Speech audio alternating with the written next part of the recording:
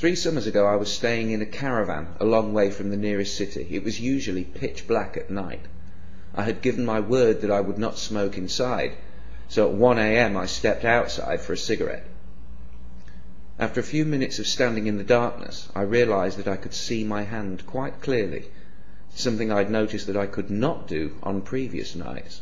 So I looked up, expecting to see the glow of the full moon. But the moon was nowhere in sight.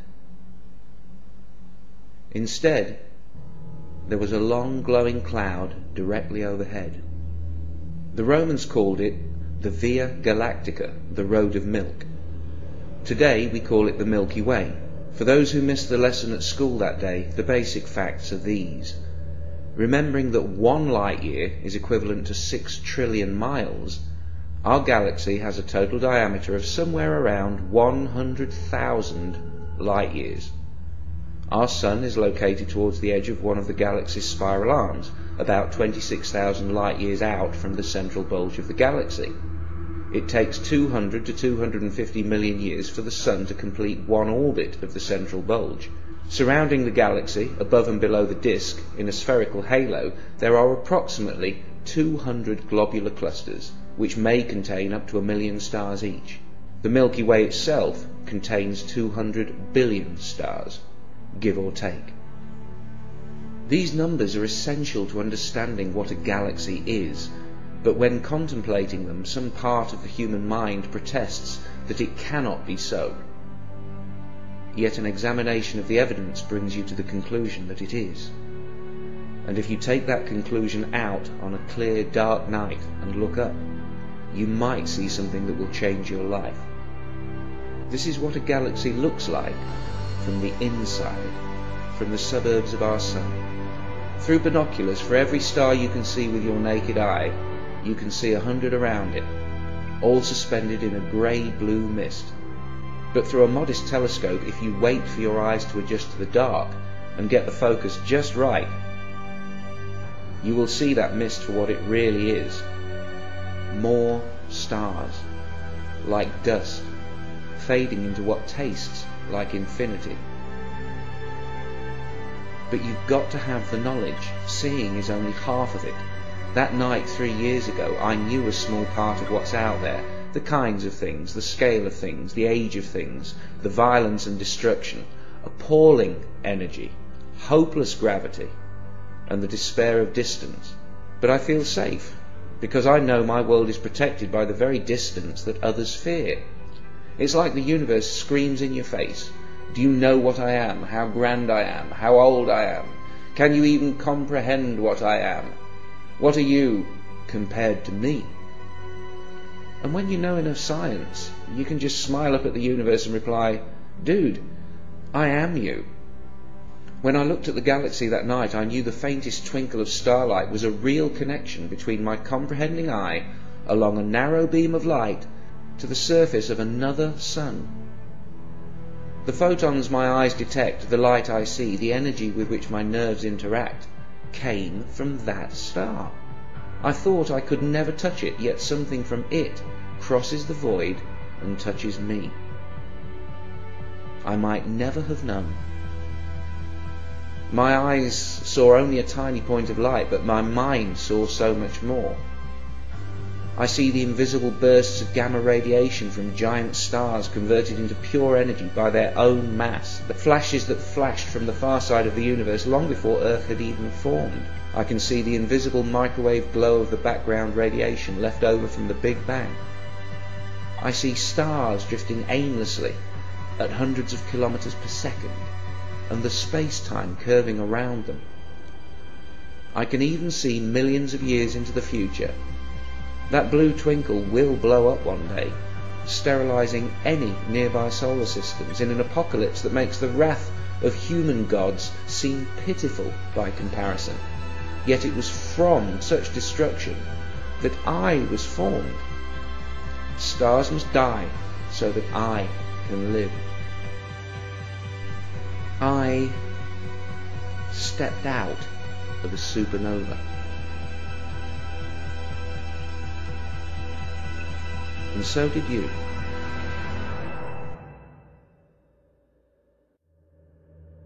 In light of this unarguable fact, this hard-earned knowledge, this partial but informative truth, what place then in the 21st century and beyond for the magical claims of organized religion? The first religions were primitive by any definition. For reasons of limited population, communication and plain old geography, they never grew to be anything other than a local concern. But religions mutate in time and grow in sophistication as each generation of holy men learn what works and what doesn't, what makes people obedient and what causes rebellion, what ideas people can easily escape and which will haunt them until they have to pray just to stop the nagging fear. When populations grew, due to the slow but steady growth of knowledge, as if confronted by a bumper harvest, the religions went into an arms race with each other, from gods of wind and thunder and sea. The threats, incentives and claims of power escalate until every dominant organized religion has a god that is all-powerful, all-loving, all-seeing, and words like infinity and eternity are deployed cheaply, while all other words are open to abuse until they mean exactly what the religions want them to mean. That night under the Milky Way, I, who experienced it, cannot call the experience a religious experience, for I know it was not religious in any way. I was thinking about facts and physics, trying to visualize what is, not what I would like there to be. There's no word for such experiences that come through scientific and not mystical revelation. The reason for that is that every time someone has such a mindgasm, religion steals it, simply by saying, you had a religious experience. And spiritualists will pull the same shit. And both camps get angry when an atheist like me tells you that I only ever had these experiences after rejecting everything supernatural. But I do admit that after such experiences, the moments when reality hits me like a winning lottery ticket, I often think about religion and how lucky I am that I am not religious. You want to learn something about God? Okay. This is one galaxy. If God exists, God made this. Look at it, face it, accept it, adjust to it, because this is the truth, and it's probably not going to change very much. This is how God works. God would probably want you to look at it, to learn about it, to try to understand it. But if you can't look, if you won't even try to understand, what does that say about your religion? As Bishop Lancelot Andrewes once said, the nearer the church, the further from God. Maybe you need to run away from the mosque, away from the church, away from the priest and the imams, away from the books, to have any chance of finding God. Squeeze a fraction of a galaxy into your mind, and then you'll have a better idea of what you're looking for. To even partially comprehend the scale of a single galaxy is to almost disappear. And when you remember all the other galaxies, you shrink 100 billion times smaller still. But then you remember what you are. The same facts that made you feel so insignificant also tell you how you got here. It's like you become more real. Or maybe the universe becomes more real. You suddenly fit. You suddenly belong. You do not have to bow down. You do not have to look away. In such moments, all you have to do is remember to keep breathing. The body of a newborn baby is as old as the cosmos.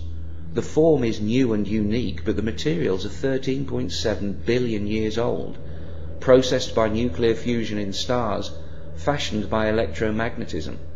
Cold words for amazing processes. And that baby was you, is you. You're amazing, not only alive, but with a mind. What fool would exchange this for every winning lottery ticket ever drawn? When I compare what scientific knowledge has done for me and what religion tried to do to me, I sometimes literally shiver. Religions tell children they might go to hell and they must believe, while science tells children they came from the stars and presents reasoning they can believe. I've told plenty of young kids about stars and atoms and galaxies and the Big Bang, and I have never seen fear in their eyes, only amazement and curiosity. They want more. Why do kids swim in it and adults drown in it? What happens to reality between our youngest years and adulthood? Could it be that someone promised us something so beautiful that our universe seems dull, empty, even frightening by comparison? It might still be made by a creator of some kind, but religion has made it look ugly. Religion paints everything not of itself as unholy and sinful, while it beautifies and dignifies its errors, lies and bigotry, like a pig wearing the finest robes. In its efforts to stop us facing reality, religion has become the reality we cannot face. Look at what religion has made us do to ourselves and to each other. Religion stole our love and our loyalty and gave it to a book, to a telepathic father that tells his children that love means kneeling before him. Now, I'm not a parent, but I say that those kids are going to turn out messed up. It cannot be healthy for a child or a species. We were told long ago, and for a long time, that there was only the earth, that we were the centre of everything. That turned out to be wrong. We still haven't fully adjusted. We're still in shock. The universe is not what we expected it to be. It's not what they told us it would be. This cosmic understanding is all new to us, but there's nothing to fear. We're still special. We're still blessed. And there might yet be a heaven. But it isn't going to be perfect, and we're going to have to build it ourselves. If I have something that can be called a soul that needed saving, then science saved it from religion. Some people find it really very depressing that the universe can only support life for another 30 billion years. 30 billion years. Are you fucking kidding me?